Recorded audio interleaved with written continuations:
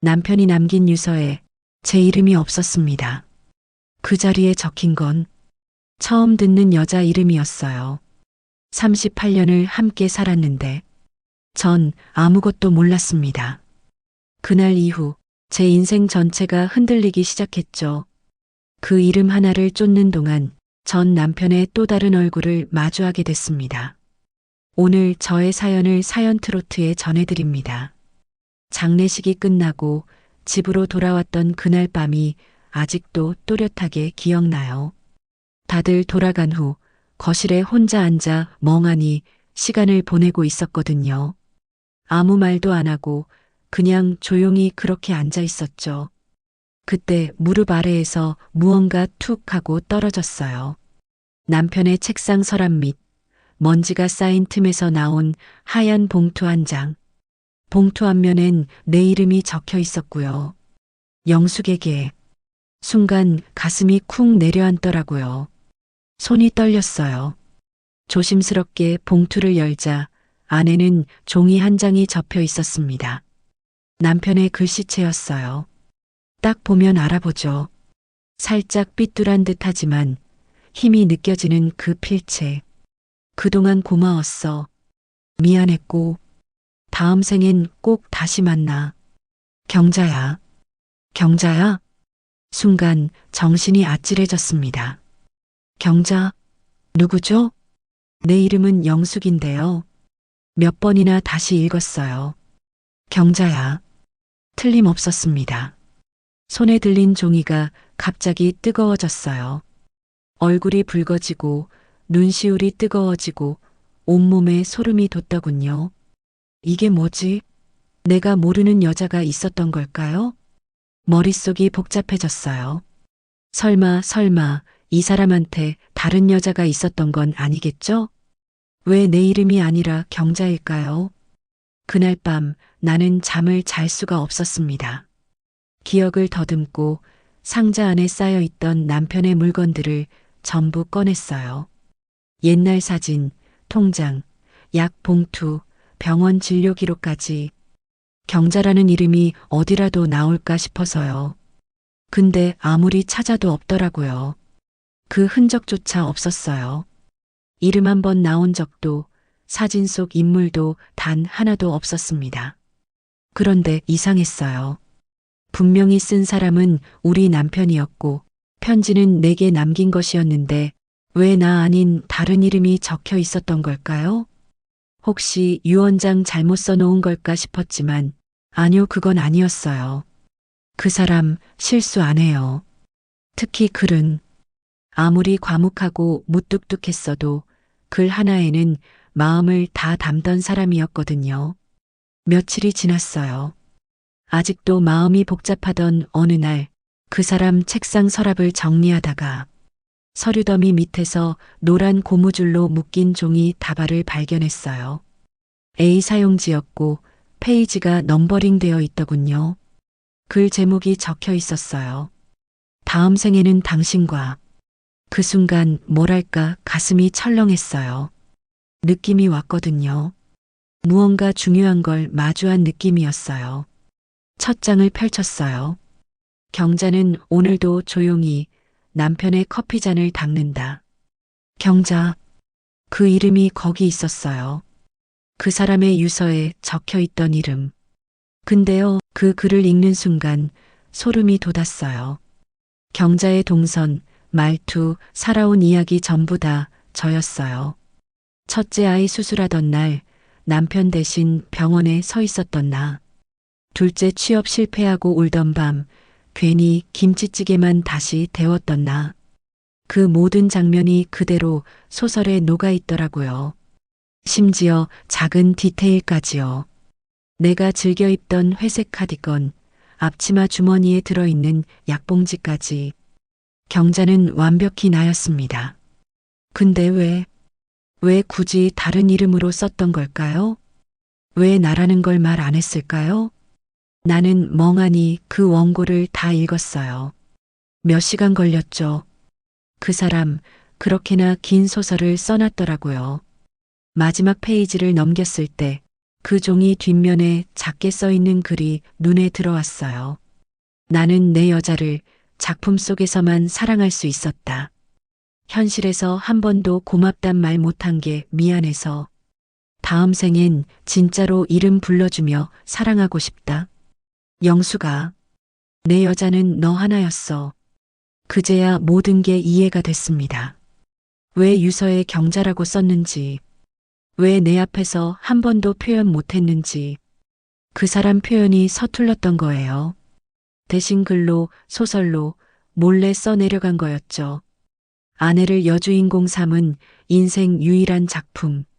나는 그날 밤 처음으로 그 사람을 안아주는 마음으로 울었습니다. 내가 몰랐던 방식으로 그 사람은 나를 사랑하고 있었더라고요. 그날 이후 난 매일 그 이름 하나에 사로잡혀 있었어요. 경자 도대체 누구일까요? 그냥 소설 속 이름이었다면 왜 하필 그걸 유서에까지 썼을까요? 한 번도 내 이름조차 제대로 불러주지 않던 사람이 죽기 직전에 남긴 말이 그 이름이었다고요. 그 이름이 입안에서 맴돌았어요. 씹으면 씹을수록 쓴맛만 남는 이름이었어요. 그 사람과의 시간은 38년이었습니다.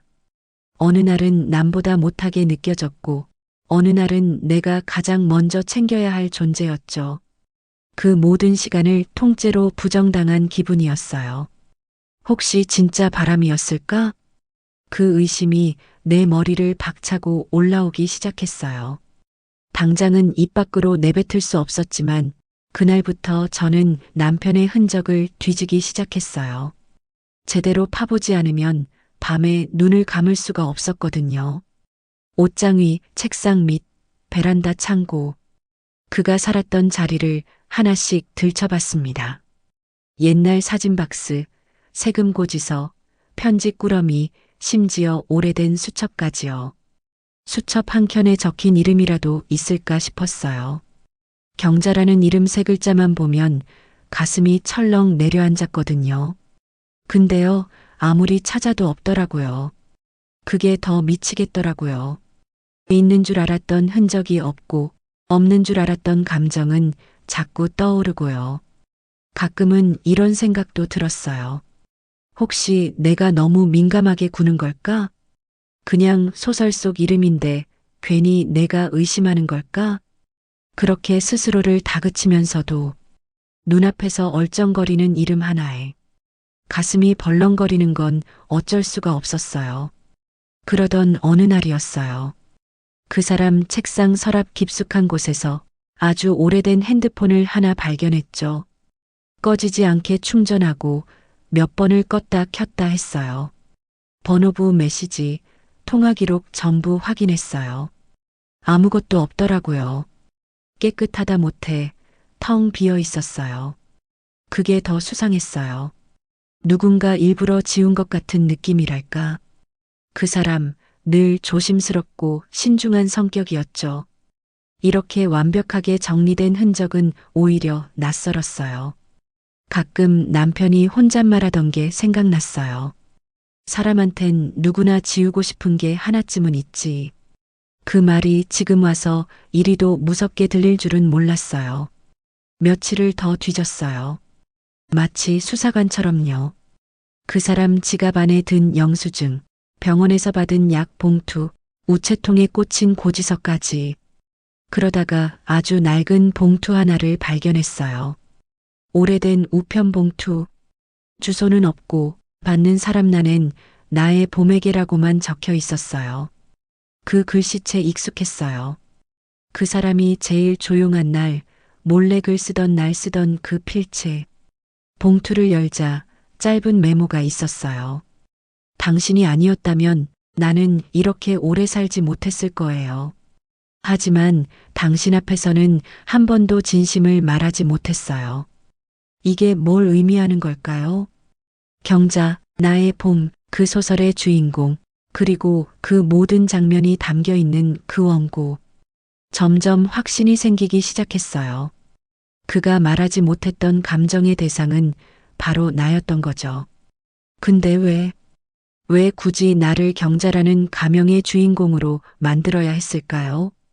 그는 진짜 감정을 쓸 수 있는 유일한 공간이 현실이 아니라 소설이었던 사람일지도 몰라요. 삶에서는 무뚝뚝하고 조용했던 남자. 말보단 행동으로도 부족했던 사람. 하지만 글 속에서는 세상 누구보다 애틋하게 날 안아주던 사람이었더라고요.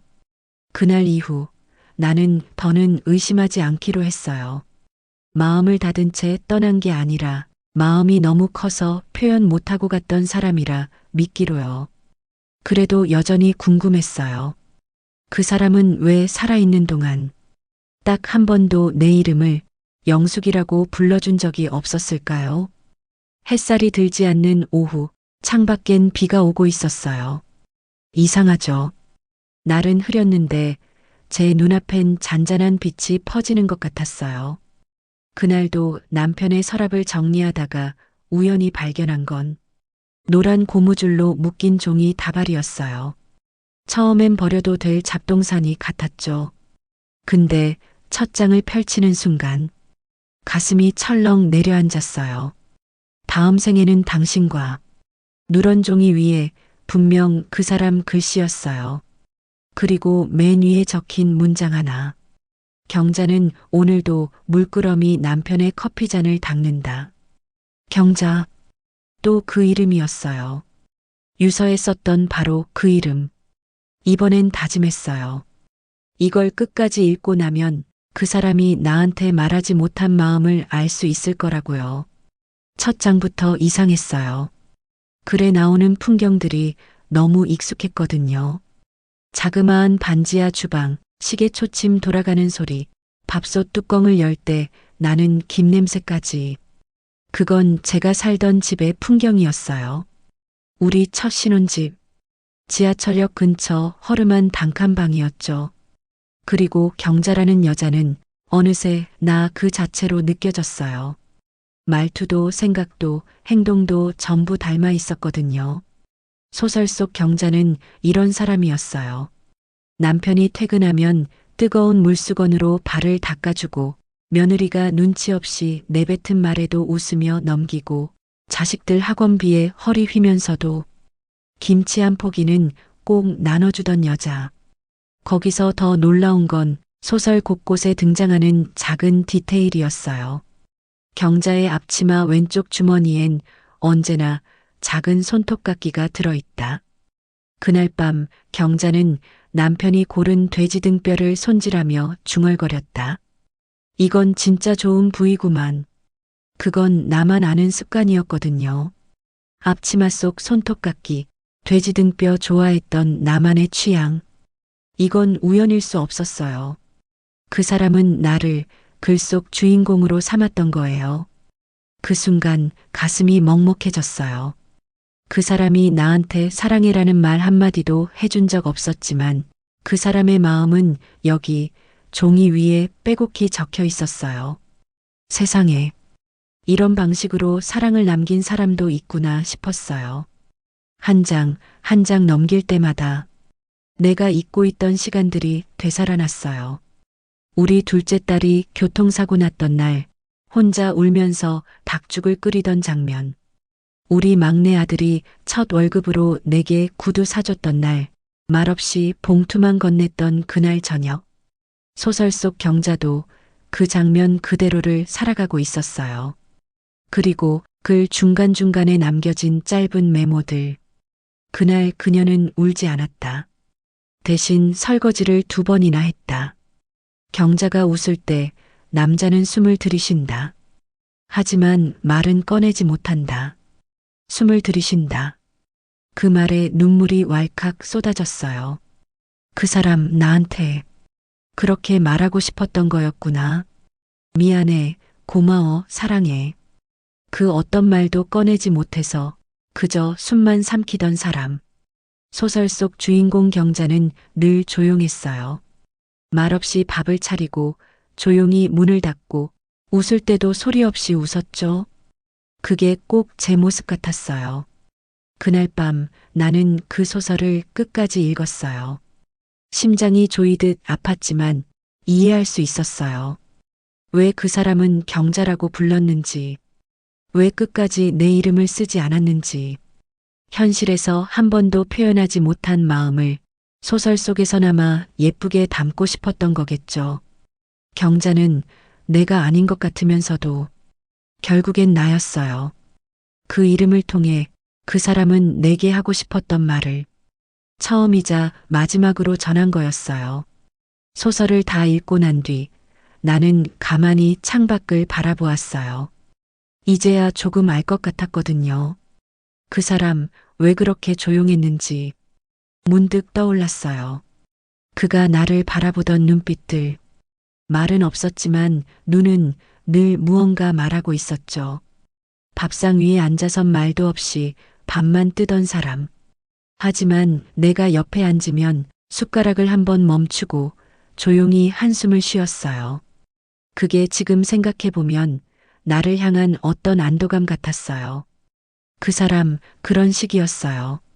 감정 표현 한번 제대로 못하는 사람. 미안하다는 말 대신 쥐어준 약봉지. 고맙다는 말 대신 고요한 뒷모습. 한 번은 그런 적도 있었죠. 내가 감기에 걸려 하루 종일 누워 있었는데 저녁 늦게까지 아무 말 없이 방 안에 들어오지도 않던 그 사람. 진짜 정없네 속으로 얼마나 서운했는지 몰라요.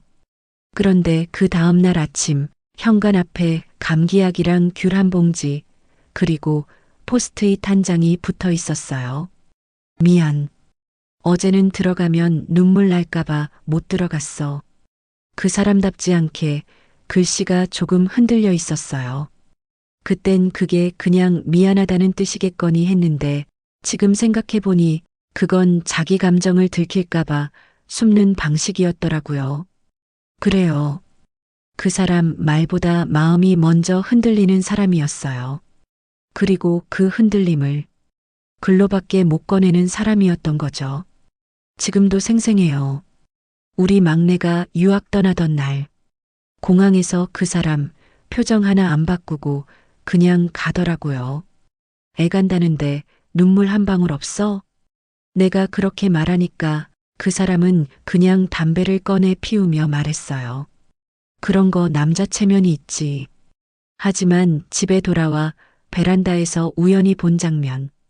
그 사람 불 꺼진 거실에서 혼자 핸드폰 사진을 들여다보고 있었어요. 막내가 비행기 타기 전 게이트에서 마지막으로 찍은 셀카. 그걸 몇 분 동안이나 가만히 바라보더라고요. 나는 그때 알았어요. 이 사람 겉으론 아닌 척해도 속으론 누구보다 뜨거운 사람이라는 걸요. 생각해보면 그런 일들이 많았어요. 한겨울 보일러가 고장났을 때 난 난방비 아끼느라 안 고치는 줄 알았는데 알고 보니 자기가 직접 고쳐보려고 공구들을 사 모으고 있었더라고요. 다만 말이 없었을 뿐이에요. 말 대신 행동으로 그마저도 서툴게 표현하던 사람이었어요. 그 사람이 나를 바라보던 눈빛이 자꾸 떠올라요. 무언가 말하고 싶지만 차마 꺼내지 못했던 그 눈빛. 가끔 부엌에서 혼잣말하며 반찬을 하던 나를 뒤에서 물끄러미 보던 그 사람의 시선이요. 그게 뭐라고 지금은 그렇게 그립고 아프네요. 소설 속 경자도 그랬어요. 늘 말을 삼키는 남편을 이해하지 못했지만 결국엔 눈빛을 믿게 되죠. 글 속에 나오는 한 문장. 남자는 그녀의 등을 바라본다. 그녀가 몰래 훌쩍였던 그날 밤 그가 할 수 있었던 건 담배 한 개비를 태우는 일이었다. 그걸 읽는 순간 눈물이 터졌어요. 내가 알아주길 바랐던 거죠. 자신이 얼마나 애쓰고 있는지 어떻게든 다가가고 싶었다는 걸요. 근데 그 사람 표현하는 법을 몰랐던 거예요. 그래서 나는 그걸 오해했고 서운하다고 무심하다고 혼자 속상해하며 살았던 거죠. 지금은 알겠어요. 그 사람 자기 방식대로 나를 아끼고 있었던 거예요. 그걸 왜 이제야 알았을까요? 그 사람 눈빛엔 언제나 말이 숨어 있었는데 나는 왜 그걸 이제야 읽을 수 있게 된 걸까요? 그래도 다행이에요. 지금이라도 알게 돼서 사람의 사랑은 꼭 말로만 하는 게 아니라는 걸, 눈빛 하나, 행동 하나, 그 침묵 속에서도 누군가는 말보다 더 큰 마음을 전하고 있다는 걸요. 그 사람 정말 많이 나를 사랑했더라고요. 소설을 다 읽고 난 후에도 뭔가가 마음에 걸렸어요.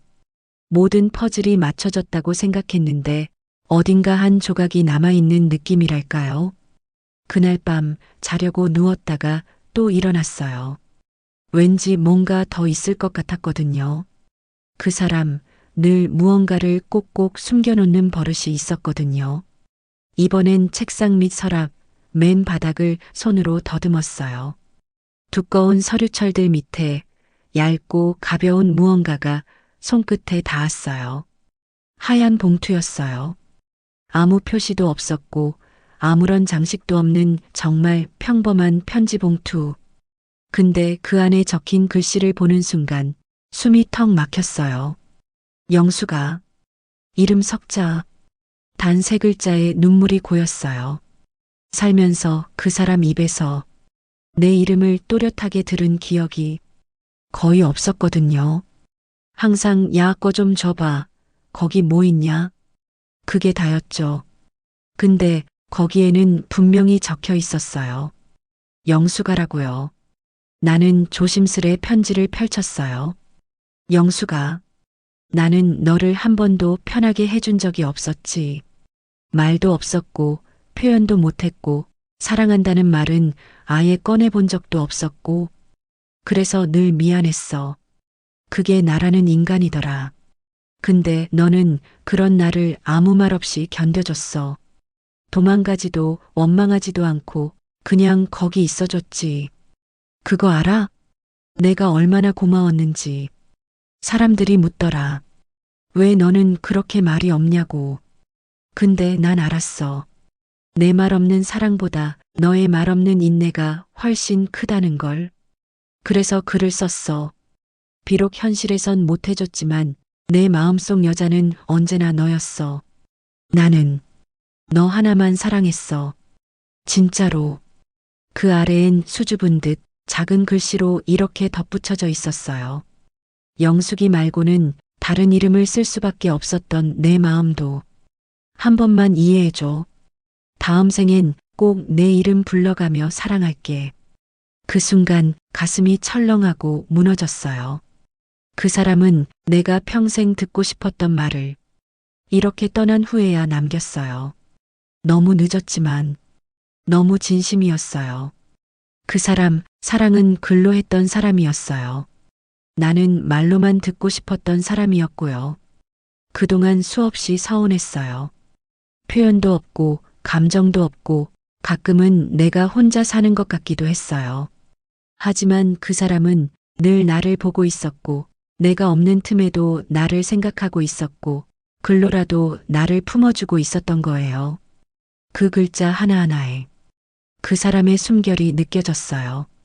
힘줘 눌러 쓴 획, 조심스럽게 지운 흔적들, 그리고 마지막 줄에 떨리는 획 하나까지 모두 사랑이었어요. 그래서 나는 그 편지를 다시 접으며 중얼거렸어요. 당신 참 바보 같았어요. 이렇게 예쁘게 쓸 줄 알면서 왜 말은 한마디도 못했어요. 그 편지를 유리 액자에 넣어서 우리 침실 협탁에 올려두었어요. 언제든 보고 생각하고 그 사람의 진심을 다시 느낄 수 있게요. 그리고 그날 밤 처음으로 꿈을 꿨어요. 그 사람은 젊었던 시절 그 모습 그대로였고 내 이름을 부르며 웃고 있었어요. 영수가. 그 목소리가 너무 따뜻해서 깨고 나서도 가슴이 벅차더라고요. 이제야 알겠어요. 그 사람은 세상에서 가장 조용한 방식으로 나를 사랑했던 사람이었구나. 그 편지 한 장에 그 모든 진심이 들어 있었던 거죠. 편지를 읽고 난 그날 밤 나는 세상에서 가장 긴 한숨을 쉬었어요. 숨처럼 살던 인생이 그제야 조금씩 정리가 되더라고요. 그 사람은 그렇게 갔지만 남긴 마음은 아직 내 곁에 있었어요. 숨소리처럼 조용했지만 묵직하게 가슴에 남아있는 감정이었죠. 며칠 뒤 소설 원고랑 편지를 한 상자에 모아 장롱 속 깊은 곳에 넣어두었어요. 남들이 쉽게 꺼내볼 수 없게요. 그리고는 작은 메모를 하나 붙였어요. 내 사람이 나를 사랑했던 방식. 그러니 이건 내 방식으로 지킨다. 그날 이후 나는 무언가 달라졌어요. 텅 빈 거실에 앉아도 이제는 공허하지 않았어요. 그 사람의 자리, 그가 평소 앉아있던 소파 한쪽, 여전히 움푹 패인 쿠션 하나만 봐도 그 사람 체온이 느껴지는 것 같았거든요. 예전 같았으면 그런 흔적들을 애써 지우려 했겠죠. 슬프고 괴로워서요. 하지만 이제는 알겠더라고요. 사람이 떠나도 사랑은 남는다는 걸요. 그래서 지우지 않기로 했어요. 그 사람의 말투, 습관, 취향 모두 내 일상 속에 함께 두기로요. 가끔은 혼잣말도 해요. 당신 이 반찬은 별로 안 좋아했잖아. 이불은 얇은 거 안 덮는 사람인데. 그렇게 말하면서 웃어요. 이젠 울지 않아요. 대신 그리울 때마다 조용히 원고를 꺼내요. 그 속의 경자를 읽으면서 다시금 영숙으로 살아가죠. 경자라는 이름으로 사랑을 받았지만 영숙이라는 이름으로 그 사랑을 지킬 수 있게 된 거예요. 그 사람 없이는 못 살 줄 알았는데 사라지더라고요. 살면서 알게 되는 것 중 하나는 진짜 사랑은 떠난 뒤에도 나를 버티게 한다는 거였어요. 나는 요즘 가끔 카페에도 가요. 혼자 앉아 커피도 마시고 창밖도 바라보고 남편 생각도 해요. 젊은 연인들이 다정하게 웃고 있는 걸 보면 가끔은 질투가 나다가도 마지막에 내게 남긴 그 편지를 떠올리면 괜찮아지더라고요. 영수가 다음 생에는 꼭 내 이름 불러가며 사랑할게. 그 말 한마디면 내 남은 생도 충분히 따뜻하니까요. 이제는 알겠어요. 그 사람은 평생 나를 사랑했고 나는 그 사랑을 끝까지 믿게 되었어요. 이젠 나도 지킬게요. 그 사람의 마음, 그 사람의 방식, 그리고 그 사람의 흔적까지. 사랑은 기억 속에서 더 단단해진다는 걸 그 사람을 통해 배웠거든요. 그리고 언젠가 그 사람을 다시 만나게 된다면 이번엔 꼭 이렇게 말할 거예요. 당신 참 고맙고 나 잘 살아냈어요. 이젠 내가 당신을 지킬게요. 사랑은 꼭 말로만 전해지는 게 아니더라고요. 침묵 속에서 눈빛 하나로도 누군가는 평생을 걸어 마음을 전하고 있었어요. 저는 이제야 알게 됐어요. 사람은 떠나도 그 사람이 남긴 진심은 남은 사람을 살아가게 한다는 걸요. 늦었지만 그 사랑은 결국 제 가슴 속에서 다시 피어났습니다.